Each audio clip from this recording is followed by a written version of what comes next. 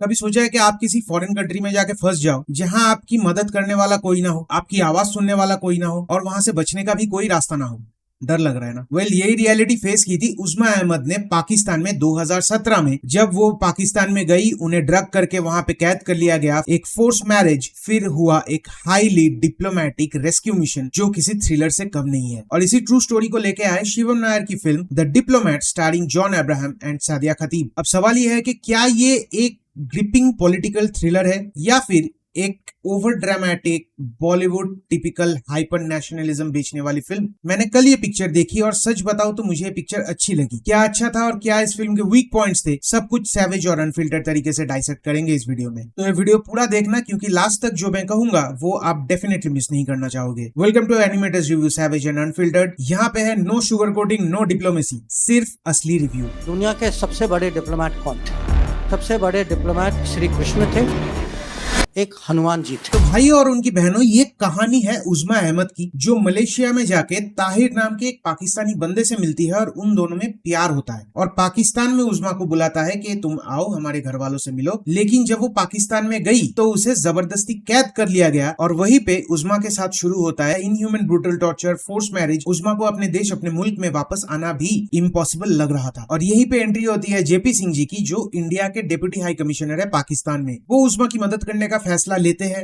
लेकिन ये जो रेस्क्यू मिशन है वो इतना आसान नहीं होता। पॉलिटिकल प्रेशर, कोर्टरूम ड्रामा और इंडिया पाकिस्तान के बीच का डिप्लोमेटिक टेंशन से भरी हुई ये रियलिटी से इंस्पायर्ड कहानी है जो इस पिक्चर को और ज्यादा ग्रिपिंग बनाती है। अगर स्क्रीन प्ले की बात करें तो स्क्रीन प्ले एकदम टाइट है। पूरे 2 घंटे पिक्चर है। फिल्म में कोई अननेसेसरी सब प्लॉट्स नहीं है, unnecessary emotional moments, emotional baggage देके कैरेक्टर्स को वहां पे फिल्म खींचा नहीं गया है। एकदम starting to end to the point film चलता है और यहाँ तक कि इस फिल्म में कोई गाने भी नहीं है। तो from the very starting to the very end of the film ये एक थ्रिलर का पूरा फील बना के रखता है। जैसे उस्मा अहमद पे जो ब्रूटल फिजिकल असॉल्ट्स चल रहे होते हैं, तो वहां पे जिस तरह से उसको दिखाया गया है, जिस तरह से वहां पे डेफिनेटली एक्टर के performances, cinematography, they are pushing the scenes, but the scene was well written enough. और एक और सीन है जो जेपी के फ्लैशबैक पे दिखाती है, जिसका हमें एक झलक ट्रेलर में भी मिला था। एक ब्लास्ट होता है, लेकिन वो ब्लास्ट कैसे होता है, क्यों होता है और उसके आफ्टरमैथ क्या होते हैं, वो इतने अच्छे तरीके से लिखे और दिखाए गए हैं, वो आपके सबकॉन्शियस में छपेगा और वो आपको हॉन्ट भी करेगा कुछ टाइम तक। और इंडिया पाकिस्तान के ऑफिसर्स के बीच में जो एक डिप्लोमेटिक टसल चल रहा होता है ना, उसको भी काफी अच्छे और इंगेजिंग तरीके से दिखाया गया है फिल्म में। वैसे मैंने फिल्म देखने से पहले इस केस पे जो है कुछ आर्टिकल्स पढ़ी थी अलग अलग वेबसाइट से, ताकि एक रफ ओवरव्यू मिल जाए कि बेसिक मुद्दा हुआ क्या था, ताकि फिल्म जब देखूं तो एक आइडिया हो जाए कि अच्छा यहाँ पे ट्विस्ट किया गया है। देखिए, cinematic liberty is a different thing, I am not going in that point, but जो मेन कहानी है, आई वाज प्रीटी सरप्राइज्ड कि बॉलीवुड की फिल्म है, एकदम ट्रू टू द स्टोरी है, लेकिन जो कोर्ट रूम वाला सीन था वहां पे मेरे को थोड़ा मतलब सिनेमैटिक लिबर्टी ज्यादा ले लिया लगता है, क्योंकि ताहिर का जो कैरेक्टर है वो ना एकदम जज के सामने जाके मेरी बीवी को कैसे छोड़ सकते हो, मेरी बीवी को मैं अपने पास रखूंगा, ये वो ऐसी चीजें बोलता रहता है। तो यहाँ पे ना मेरे को वो संदीप शर्मा वाला डायलॉग याद आ गया था कि जज साहब फाड़ दीजिए कानून की ये किताबें। जज गांड फाड़ देगा, जबान से पोछा लगवाएगा, जज है वो। पर चलो, इतना सिनेमैटिक लिबर्टी हम अलाउ कर ही सकते हैं क्योंकि एक पूरी रियलिस्टिक और इंगेजिंग फिल्म में इतना सा चलता है। और पिक्चर के एंड में जो एयरपोर्ट में इंटेंशनली डिले दिखाया गया है जस्ट टू हैरेस देम, और वहां पे भी जेपी सिंह का कैरेक्टर इतना काम एंड कंपोज्ड रहता है। मैं अगर सच बताऊं, मैं उनकी जगह होता, मुंह से पहले हाथ चल रहा होता मेरा उस टाइम पे, इसीलिए मैं आर्टिस्ट हूँ, डिप्लोमेट नहीं। पिक्चर की डायलॉग्स की बात करें तो एकदम रियलिस्टिक है, कोई ऐसा मतलब over the top hyper nationalism बेचने वाला डायलॉग यहाँ पे है ही नहीं। ना ही इस पिक्चर में कोई अननेसेसरी इंडिया पाकिस्तान एंगल दिया गया है, ना कोई हिंदू मुस्लिम एंगल दिया गया है, एकदम ही ग्राउंडेड लिखा गया है। और मुझे एक और चीज बहुत अच्छी लगी कि पाकिस्तान के बुनेर के जो कैरेक्टर्स दिखाए गए हैं, उनके जो आपसी कन्वर्सेशन हो रहे होते हैं वो पश्तो में हो रही होती है, जिसके लिए आपको सबटाइटल्स की मदद लेनी पड़ेगी, but at the same time ये इस पिक्चर को और एक रियलिस्टिक और एक ग्राउंडेड फील देता है। और यहाँ पे जो कैरेक्टर्स ने काम किया है उन्होंने भी बहुत अच्छे से वो लैंग्वेज को और वहाँ के एक्सेंट को पकड़ा है। अब अगर बात करें एक्टिंग पे तो पहले ही आता है जॉन अब्राहम पे। ये उनका बेस्ट परफॉर्मेंस तो नहीं है, क्योंकि बेस्ट उनका हमने पठान में देख लिया है जिम में कि वो कितना अच्छा कैरेक्टर प्ले कर सकते हैं, पर यहाँ पे जो कैरेक्टर है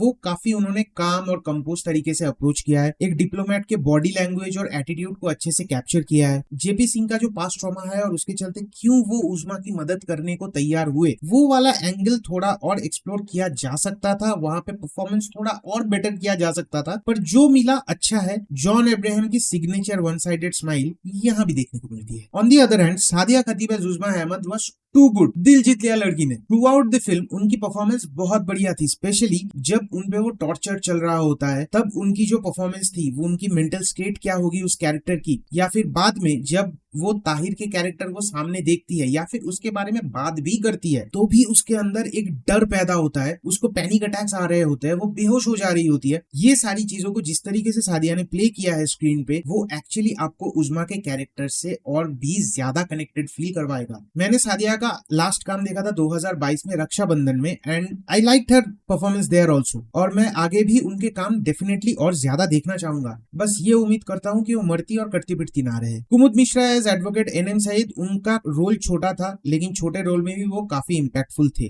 जगजीत संधू एज ताहिर एकदम हेटेबल विलन प्ले कर रहे हैं भाई साहब, उन्होंने बहुत अच्छा काम किया है। मतलब वो बंदा कितना कैरेक्टर को अच्छे से प्ले कर रहा होगा, जब भी आप उसको स्क्रीन में देखोगे आपकी फर्स्ट रिएक्शन यही निकलेगी, साले का खोपड़ी तोड़ साले का। Sharib Hashmi playing the character of Tiwari. सच बताऊं ना, मुझे उनका वो कैरेक्टर बस फैमिली मैन वाला जेके एक अलग यूनिवर्स में लग रहा था। On the contrary Revathi Sushma Swaraj, उनका केमियो काफी अच्छा था और बाकी के जो सपोर्टिंग कास्ट थे वो भी काफी अच्छे थे। स्पेशली मुझे जो बुनेर विलेज के जो लोकलाइट्स वहां पे दिखाए गए उनका काम ज्यादा अच्छा लगा, due to their way of speaking and the grip they had over the accent and the language. अब अगर बात करें सिनेमाटोग्राफी की, तो ओवरऑल सिनेमाटोग्राफी जो है वो बहुत ज्यादा बेहतरीन तो नहीं कहूंगा, बट कुछ शॉट्स जो उन्होंने लिए है वो बेहतरीन है। स्पेशली जो उज़्मा पे जो फिजिकल असॉल्ट चल रहे होते हैं तो उसके आंखों का एक क्लोजअप है, एक लगातार कुछ 1-1.5 मिनट के आसपास का शॉट होगा, और भाई साहब क्या बेहतरीन वो शॉट उन्होंने लिया है, मतलब हॉन्टिंगली ब्यूटीफुल कहते हैं हम उसको। और फिर वो जो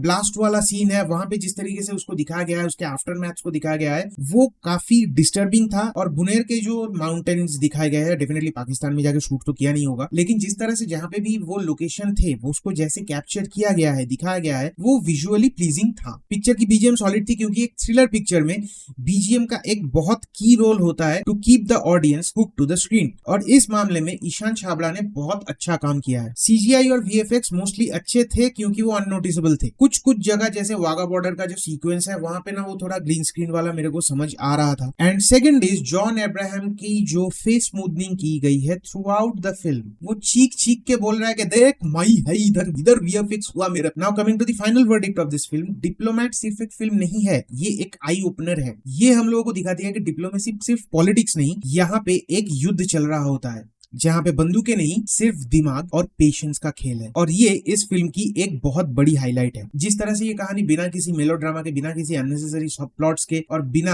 हाइपर नेशनलिज्म को बेचे एक रियलिस्टिक अप्रोच के साथ आगे बढ़ती है, वो आज के डेट में सच में बॉलीवुड में रेयर है। पिक्चर की डायरेक्शन सॉलिड है, जिस तरह से इस पूरे पिक्चर को डायरेक्टर शिवम नायर ने हैंडल किया है वो काबिल तारीफ है। लेकिन सबसे बड़ी प्रॉब्लम ये है कि ऐसी फिल्म जो है वो इंडिया में थिएटर्स में इग्नोर की जाती है। थिएटर्स में भीड़ लगाने वाले लोग सिर्फ मसाला एंटरटेनर्स के लिए जाती है, जिसके वजह से हमें सिर्फ ज्यादातर रीमेक्स, मसाला फिल्म्स और ब्रेनलेस कॉमेडीज देखने को ही मिल रही है। जब तक आप जैसे सीरियस सिनेमा लवर्स इन जैसे पिक्चर्स को थिएटर्स में जाके नहीं देखेंगे, पिक्चर को सपोर्ट नहीं करेंगे, तब तक सिर्फ भूल भुलैया 3, सिंघम 3 और गेम चेंजर जैसे चप्पल के नीचे चिपकी हुई टट्टी जैसी पिक्चरें ही बनेंगी। अब सवाल सिर्फ इतना है कि आप ये एक realistic thought provoking political thriller को थिएटर्स में जाके देखो या फिर बाद में रिग्रेट करो, आजकल तो ऐसी पिक्चरें बननी नहीं रही, या फिर सोशल मीडिया में जाके लिखो काश इसे थिएटर में देख लिया होता। आप कौन सा चूज करना पसंद करोगे मुझे कमेंट्स में जरूर बताना। ऐसी फिल्म्स तभी बनती है जब ऑडियंस में उसका डिमांड होता है। और अगर आपको ये रिव्यू पसंद आया, ओ गुरु लाइक ठोको, शेयर करो और कमेंट्स में जरूर बताना क्या आप द डिप्लोमेट देखने जा रहे हो। And make sure you like and comment on this video,